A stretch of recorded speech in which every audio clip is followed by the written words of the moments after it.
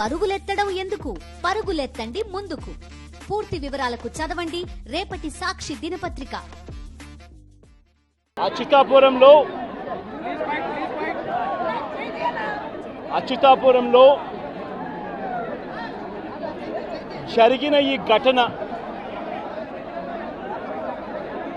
జరిగిన ఈ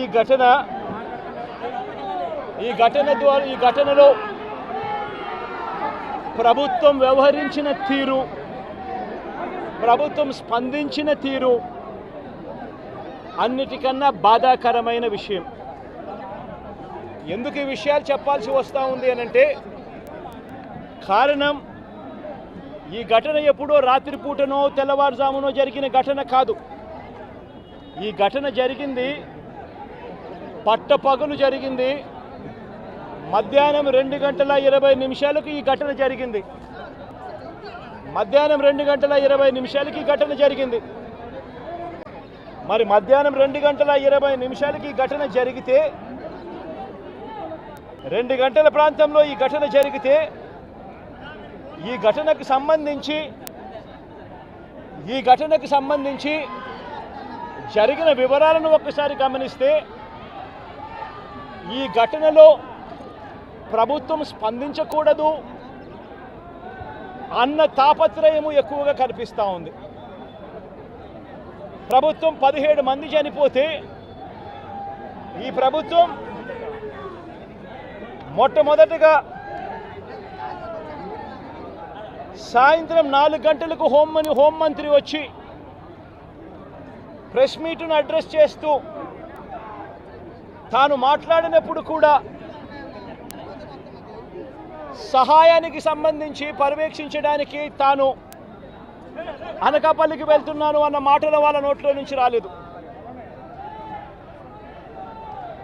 మరో గంట తర్వాత, అంటే సాయంత్రం 5 గంటల ఆ ప్రాంతంలో కార్మిక శాఖ మంత్రి ఎవరి పరిధిలోకి వస్తుందో, ఈ డైరెక్టర్ ఆఫ్ ఫ్యాక్టరీస్ అనేది ఎవరి పరిధిలోకి వస్తుందో, ఈ కార్మిక శాఖ మంత్రి కూడా ప్రెస్ మీట్ పెట్టి ఎంతమంది చనిపోయారో తెలియలేదు అన్నాడు. వివరాలు లేవు అని మాట్లాడతాడు. తాను కూడా హుటాహుటిన అక్కడికి వెళ్ళాలి అనే తాపత్రయం కూడా చూపించడు. ఘటన జరిగిన తర్వాత ఘటన స్థలానికి కలెక్టర్ ఎప్పుడు పోయాడు, అధికారులు ఎప్పుడు పోయారు, కమిషనర్ ఎప్పుడు పోయారు అన్నది ఒక్కసారి గమనిస్తే ఇంకా బాధ కలిగించే అంశాలు. అధికార పార్టీకి సంబంధించిన నాయకులు ఎప్పుడు పోయారు అని చూస్తే ఇంకా బాధ కలిగించే అంశాలు. కనీసం ఘటన జరిగితే కనీసం అంబులెన్స్ను కూడా మొబిలైజ్ చేసి ఆ ప్రాంతానికి తీసుకుని రాని పరిస్థితి. బాధితులు ఎవరైతే ఉన్నారో వాళ్ళందరినీ కూడా కంపెనీకి సంబంధించిన బస్సుల్లో తీసుకొస్తా ఉన్నారు, హాస్పిటల్లోకి తీసుకొని పోయే పరిస్థితి. నేను ఒకసారి తేడా గమనించమని అడుగుతా ఉన్నా. ఇలాంటి ఘటనే ఒకసారి మా ప్రభుత్వ హయాంలో కూడా జరిగింది. ఎల్జీ పాలిమర్స్ అనే ఘటన జరిగింది. కోవిడ్ మహమ్మారి ఉన్న సమయం అది. మేలో జరిగింది. మే 2020 ప్రాంతంలో జరిగింది. ఒకవైపున కోవిడ్ మహమ్మారి ఉన్నప్పటికీ కూడా ప్రభుత్వం ఎలా పలికింది, ఎలా స్పందించింది అని ఒక్కసారి కంపారిజన్ చేయాలి. ఆ ఘటన తెల్లవారుజామున రాత్రి 3:40 తెల్లవారుజామున 3:40 ఆ ఘటన జరిగితే, తెల్లవారుజామున 3:40 ఆ ఘటన జరిగింది. పట్టపగలు కాదు. జరిగితే 5 గంటలకల్లా కలెక్టర్ స్పాట్లోకి వెళ్ళాడు, కమిషనర్ స్పాట్లోకి వెళ్ళాడు. అంబులెన్స్ని అప్పటికీ ముమ్మరంగా మోహరించేసాయి. గవర్నమెంట్ అంబులెన్స్ అన్నీ కూడా తీసుకొచ్చాయి. ప్రతి బాధితునికి కూడా తోడుగా ఉండే కార్యక్రమం జరిగింది. 6 గంటలకల్లా వైఎస్ఆర్ కాంగ్రెస్ పార్టీకి సంబంధించిన సీనియర్ నాయకులందరూ కూడా స్పాట్ మీదకి వెళ్ళారు, తోడుగా ఉండే కార్యక్రమం చేశారు. అదే రోజు 11 గంటలకల్లా, మధ్యాహ్నం కూడా కాదు, మధ్యాహ్నం కాకమునిపే 11 గంటలకల్లా ఏకంగా ముఖ్యమంత్రి అంటే నేనే ఏకంగా స్పాట్లోకి నేనే రావడం జరిగింది. స్పందించిన తీరు గమనించమని అడుగుతా ఉన్నా. వెంటనే 24 గంటల్లోనే ఏకంగా ₹1 కోటి కాంపన్సేషన్ ప్రకటించిన పరిస్థితులు గతంలో ఎప్పుడు జరగల.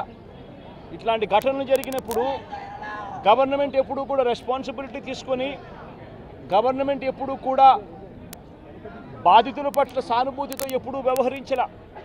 ఇంతగా వ్యవహరించిన పరిస్థితులు ఎప్పుడూ లేవు. మొట్టమొదటిసారిగా ₹1 కోటి కాంపన్సేషన్ ఇచ్చిన ఏకైక ప్రభుత్వం మొట్టమొదటగా వైఎస్ఆర్సీపీ ప్రభుత్వమే, మన ప్రభుత్వమే, జగన్ ప్రభుత్వమే ఇచ్చిందని కూడా చెప్పడానికి కూడా సంతోషపడతా ఉన్నాను నేను. ఇక్కడ 24 గంటల్లోనే ఏకంగా ₹30 కోట్ల అక్కడికి ఇమీడియట్లీ పంపించి బాధితులకు తోడుగా నిలబడడం జరిగింది. ఎవరైతే దెబ్బలు తగిలాయో, ఎవరైతే ఉన్నారో వాళ్ళని వెంటనే హాస్పిటల్లోకి చేర్పించడం, 3 రోజులు హాస్పిటల్లో ఉంటే ₹10 లక్షల మేర కాంపన్సేషన్ ఇవ్వడం, హాస్పిటల్లోకి పెరిగిన మైనర్ ఇంజనీర్స్కి కూడా వెంటనే ₹3 లక్షలు ఇవ్వడం, హాస్పిటల్లోకి ఎవరు వచ్చినా కూడా చిన్న గాయాలతో వచ్చిన వాళ్ళకు కూడా ₹25,000 మేరకు వాళ్ళకు కూడా కాంపన్సేషన్ ఇచ్చి పంపించడం, ఏకంగా గ్రామాలకు కూడా 15,000 మంది 15,000 మంది నివాసం ఉంటా ఉన్న చుట్టుపక్కల ఉన్న 5 గ్రామాలకు సంబంధించి ప్రతి ఒక్కరికి కూడా మళ్ళీ ₹10,000 కూడా ఇచ్చి కూడా తోడుగా నిలబడిన పరిస్థితులు ఆ రోజుల్లో వైఎస్ఆర్ కాంగ్రెస్ పార్టీ ప్రభుత్వ హయాంలో జరిగాయి. నేను ఇక్కడ ఎందుకు చెప్తా ఉన్నాను అంటే, మనిషి ఒక ప్రభుత్వం అధికారంలో ఉన్నప్పుడు స్పందించే తీరు ఎలా ఉంటుంది అన్నది చాలా ఇంపార్టెంట్. ఈ ఘటనలో చంద్రబాబు నాయుడు గారు ఇక్కడికి వచ్చినప్పుడు ఆయన ప్రెస్ మీట్ చూసి ఆశ్చర్యపోయా. జగన్ హయాంలో జరిగాయి ఘటనలు అని చెప్పి చెప్తాడు కానీ, నేరాన్ని ఇక్కడ నుంచి డైవర్ట్ చేసే కార్యక్రమం చేస్తాడు కానీ, ఆశ్చర్యం ఏమిటంటే చంద్రబాబు నాయుడు ఇంతకుముందు 2014 నుంచి 19 ఆయన ముఖ్యమంత్రిగా ఉన్నప్పుడు ఆయన హయాంలో జరగలేదా? ఈ ఘటనలు ఇటువంటివన్నీ ఎవరి హయాంలో అయినా కూడా జరుగుతాయి. కానీ జరిగినప్పుడు ఒక ప్రభుత్వం ఎలా స్పందిస్తూ ఉంది అన్నది మోస్ట్ ఇంపార్టెంట్ ఆస్పెక్ట్. ఒక ప్రభుత్వం అన్నది స్పందించేటప్పుడు ఎంపతి చూపించాలి, అంటే సానుభూతి చూపించాలి ప్రజల పట్ల, బాధితుల పట్ల. రెండోది ప్రభుత్వం చేయాల్సింది ఏమిటి అని అంటే రెస్పాన్సిబిలిటీ తీసుకోవాలి. ఈ రెండు కూడా ఆ రోజు వైఎస్ఆర్ కాంగ్రెస్ పార్టీ ప్రభుత్వం చేసింది. ఈరోజు చీఫ్ సెక్రటరీగా ఉన్న నీరప్రసాద్ అనే వ్యక్తి ఎవరైతే చీఫ్ సెక్రటరీగా ఉన్నారో ఆయన ఆధ్వర్యంలోనే అప్పుడే ఒక హై లెవెల్ కమిటీ వేసి ఫ్యాక్టరీ సెక్యూరిటీని, పొల్యూషన్ కంట్రోల్ని, ఈ రెండింటినీ కూడా క్రోడీకరించి ఇటువంటి ఘటనలన్నీ కూడా పునరావృతం కాకుండా ఏ రకమైన రిఫార్మ్స్ తీసుకొని రావాలి అని చెప్పి ఆలోచన చేసి కమిటీ స్టడీ చేసి సిఫార్సు చేయమని చెప్పి కూడా ప్రభుత్వం కోరింది. నీరప్రసాద్ అనే ప్రస్తుత చీఫ్ సెక్రటరీ గారు అప్పట్లో కమిటీ హెడ్గా ఉండి తాను కూడా రిపోర్టు కూడా ఇచ్చాడు. ఆ రిపోర్ట్ ఆధారంగా ఆగస్టు 2020లోనే జీవో కూడా ఇష్యూ చేసి ఒక ప్రాపర్ ప్రోటోకాల్ను తీసుకొని రావడం జరిగింది.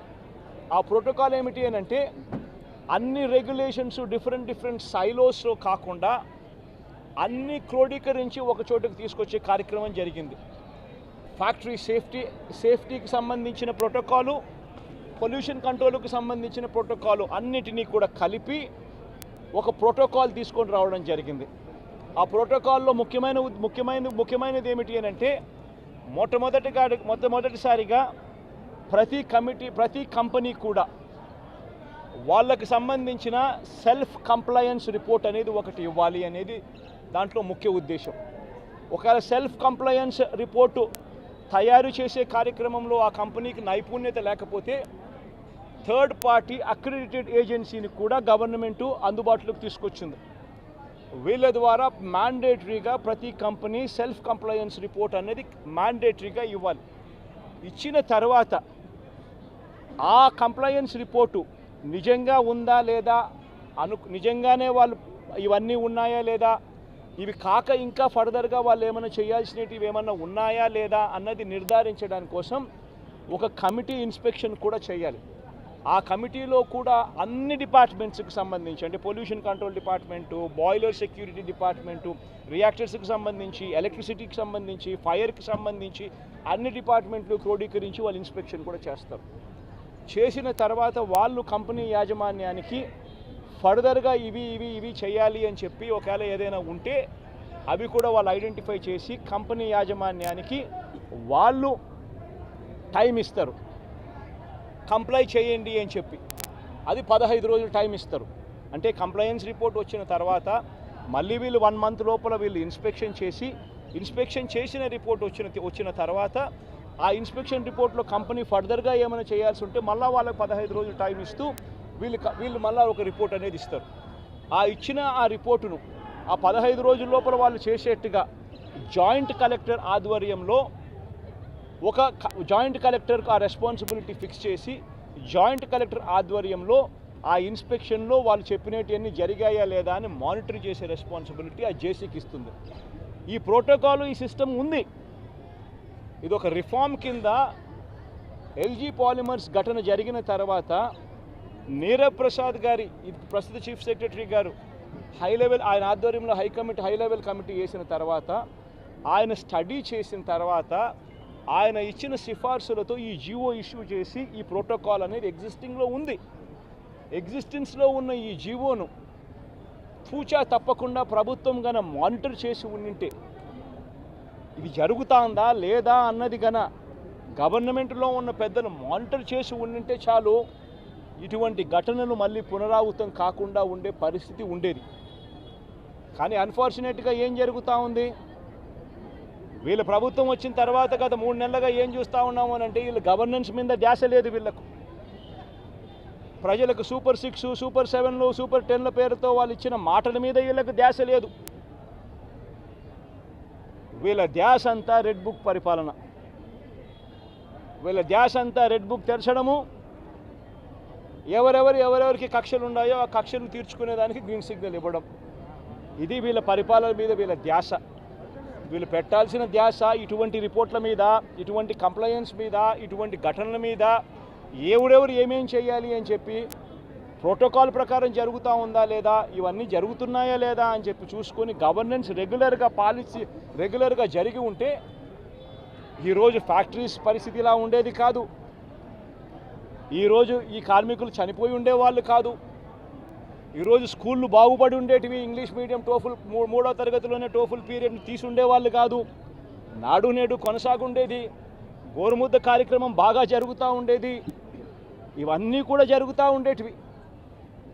ఒకవైపున స్కూళ్ళు నాశనం అయిపోయాయి, మరోవైపున హాస్పిటళ్ళకి సంబంధించి జనవరి నుంచి రావాల్సిన బిల్లులు, జనవరిలో బిల్లులు ఏదైనా ఉంటే ఫిబ్రవరిలో ఆ బిల్స్ ప్రాసెస్ చేస్తారు, మార్చిలో ఆ బిల్స్కి సంబంధించిన పేమెంట్లు క్లియర్ చేస్తారు. ఆరోగ్యశ్రీ నెట్వర్క్ హాస్పిటల్స్ సంబంధించి మార్చి 16వ తారీఖున కోడ్ వచ్చింది. ఇక అప్పటి నుంచి జనవరికి సంబంధించిన బిల్లులు పూర్తి జనవరికి సంబంధించినప్పటి నుంచి ఇప్పుడు దాకా ఆరోగ్యశ్రీ బిల్లులు నెట్వర్క్ హాస్పిటల్లో ఇవ్వడం లేదు. ఆరోగ్యశ్రీ హాస్పిటల్కు బిల్లులు రావడం లేదు కాబట్టి ఏ పేషెంట్ అయినా హాస్పిటల్కి పోతే ఆ హాస్పిటల్లో ఆ పేషెంట్ డబ్బులు లేక కట్టలేని పరిస్థితిలో, పేషెంట్ అధ్వానమైన పరిస్థితిలో బతుకుతూ ఉన్నాడు. పట్టించుకునే నాతుడు లేడు. పిల్లలకు సంబంధించిన ఫీజు రీయింబర్స్మెంట్ అనే కార్యక్రమం గతంలో వైఎస్ఆర్సీపీ ఉన్నప్పుడు ఏ రకంగా జరిగేది? ప్రతి 3 నెలలకు ఒకసారి, ప్రతి త్రైమాసికం అయిపోయిన వెంటనే ఫీజు రీయింబర్స్మెంట్ కింద విద్యా దీవెన అన్నది ఆ తల్లుల ఖాతాల్లోకి జమ అయ్యేది. ఈరోజు 2 క్వార్టర్స్ అయిపోయాయి, 2 త్రైమాసికాలు అయిపోయాయి. జనవరి, ఫిబ్రవరి, మార్చు, ఏప్రిల్, మే, జూను. ఇప్పుడు 3వ త్రైమాసికం కూడా జూలై, ఆగస్ట్, సెప్టెంబర్ కూడా అయిపోవస్తూ ఉంది దాదాపుగా. ఇంతవరకు పిల్లలకు సంబంధించిన ఫీజు రీయింబర్స్మెంట్ బకాయిలు ఇంతవరకు రూపాయి కూడా ఇవ్వాల. పిల్లల్ని ఈరోజు కాలేజీలలో చేరేటప్పుడు కాలేజీ యాజమాన్యాలు ప్రభుత్వం ఎప్పుడు ఇస్తుందో లేదో తెలియదు, మీరు ఫీజులు కట్టాల్సిందే అని చెప్పి ఒకవైపున ఫీజులు డిమాండ్ చేస్తూ ఉన్నాయి కాలేజీ యాజమాన్యాలు, మరోవైపున పిల్లలకు సర్టిఫికెట్లు మీరు ఫీజులు కట్టకపోతే అని చెప్పి పిల్లల మీద ఒత్తిడి తీసుకొస్తూ ఉన్నాయి కాలేజీలు. పట్టించుకునే పరిస్థితి లేదు. వ్యవసాయం ముమ్మరంగా సాగుతూ ఉంది. రైతులందరికీ కూడా పెట్టుబడి సహాయం కింద 20,000 రూపాయలని ఇస్తానన్నాడు. ఆ పెట్టుబడి సహాయం ఏమైందని రైతు అడుగుతూ ఉన్నాడు. గతంలో కనీసం 13,500 వచ్చేది. ఈరోజు పెట్టుబడి సహాయం కింద 20,000 ఇస్తానన్నాడు. ఇంతవరకు రూపాయి ఇలా పెట్టుబడి సహాయం పోయింది.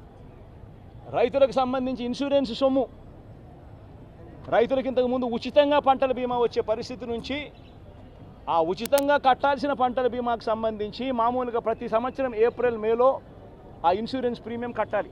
2023-24కు సంబంధించిన ఖరీఫ్కు సంబంధించిన ఇన్సూరెన్స్ సొమ్ము రావాలి అని అంటే 2024 ఏప్రిల్, మేలో ప్రభుత్వం డబ్బులు కడితే, ఆ మేలో ప్రభుత్వం డబ్బులు కడితే మ్యాచింగ్ గ్రాంట్ సెంట్రల్ గవర్నమెంట్ కూడా ఇచ్చి జూన్ మాసంలో ఇన్సూరెన్స్ సొమ్ము కూడా ప్రభుత్వం ప్రతి సంవత్సరం ఇస్తూ వచ్చింది.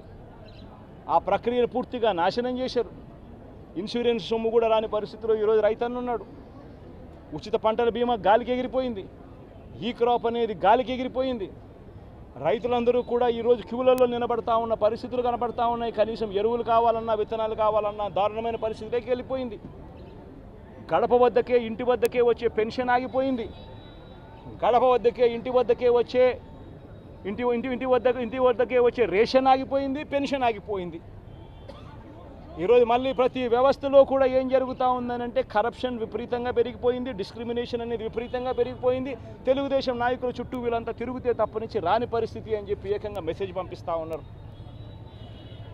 ఈరోజు నిజంగా పాలన అన్నది నిజంగా ఈరోజు ఏం జరుగుతూ ఉందనంటే రోజు కూడా కక్షలు తీర్చుకునే దానికోసము కొట్టడము, చంపడము, ఆస్తులు ధ్వంసం చేయడము కనిపిస్తున్నాయి తప్పనించి పాలనలో ఏదైనా కూడా మంచి చేయాలి, ప్రజలకు మంచి జరగాలి అన్న ఆలోచన, తాపత్రయం ఎక్కడ కూడా కనిపించని అధ్వానమైన పరిస్థితి ఈరోజు మొట్టమొదటిసారిగా రాష్ట్రంలో సాగుతూ ఉంది.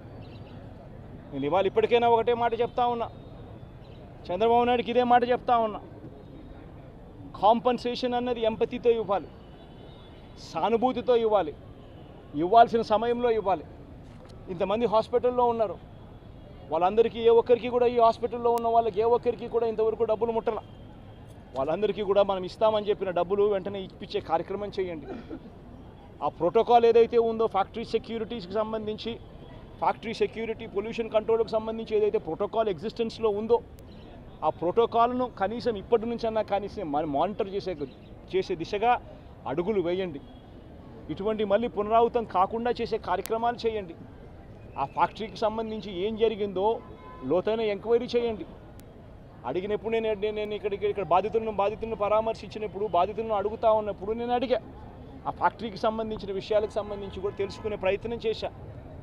ఫ్యాక్టరీలో ఏం జరుగుతూ ఉంది, ఫ్యాక్టరీలో ఎస్ఓపీస్ బాగానే పాటించే వాళ్ళ, ఫ్యాక్టరీలో పొల్యూషన్ కంట్రోల్ అనేది స్టాండర్డ్ మెయింటెనెన్స్ చేసే వాళ్ళ అని కూడా అడిగా. అవన్నీ కూడా బాగానే జరిగేటివే అన్న, బాగానే జరిగేటివే, కానీ ఇది ఎందుకు జరిగిందో తెలియదన్నా అని చెప్పి చెప్తా ఉన్నాను. నేను ఫ్యాక్టరీలకు సంబంధించి వాళ్ళని ఏదో యాజమాన్యానికి సంబంధించి ఎవరన్నా కానీ ఆ యాజమాన్యం వాళ్ళు ఏదో తప్పులు పట్టాలని, ఇంకోటి పట్టాలని నేనేం చెప్పడంలా. బట్ లోతైన ఎంక్వైరీ అయితే జరగాలి. ఎందుకు తప్పు జరిగిందో తెలుసుకోవాలి. తెలుసుకొని ఇటువంటి మళ్ళీ పునరావృతం కాకుండా అటువంటివన్నీ కూడా చెక్స్ పెట్టి దాన్ని బ్లాక్ చేయాలి. ప్లస్ ప్రోటోకాల్ ఏదైతే ఎగ్జిస్టెన్స్లో ఉందో దాన్ని ఇంప్లిమెంట్ చేసే కార్యక్రమం జరగాలి. అప్పుడు మిగిలిన ఫ్యాక్టరీలలో కూడా ఆటోమేటిక్లీ ఎప్పుడైతే చెక్స్ అనేటివి ఎప్పుడైతే రెగ్యులర్గా, పీరియాడికల్గా జరగడం మొదలు పెడతాయో అప్పుడు న్యాచురల్గా సేఫ్టీ పారామీటర్స్ పెంచడం జరుగుతుంది. సేఫ్టీ పారామీటర్స్ ఎప్పుడైతే పెరుగుతాయో అప్పుడు ఇటువంటి ఘటనలు జరగకుండా పోతాయి. ఇవన్నీ ఖచ్చితంగా చేయాలి. ఇవన్నీ ఖచ్చితంగా చేయకపోతే మాత్రం మేము కూడా ఖచ్చితంగా మరో 2 వారాలు, మరో 3 వారాలు టైం ఇస్తాం. మరో 3 వారాల తర్వాత కూడా ప్రతి ఒక్కరికి కూడా హాస్పిటల్లో ఉన్న వీళ్ళందరికీ కూడా, చనిపోయిన వాళ్ళందరికీ కూడా కాంపన్సేషన్ విషయంలో చంద్రబాబు నాయుడు దగ్గర నుంచి స్పందన రాకపోతే మాత్రం ఖచ్చితంగా వైఎస్ఆర్ కాంగ్రెస్ పార్టీ బాధితుల తరఫున ధర్నాకైనా కూర్చుంటుంది. అవసరమైతే జగన్మోహన్ రెడ్డి స్వయంగా వచ్చి కూడా ధర్నాలో పార్టిసిపేట్ చేస్తారని కూడా ఈ సందర్భంగా ఖచ్చితంగా ఈ ప్రభుత్వాన్ని హెచ్చరిస్తూ తెలియజేస్తాం.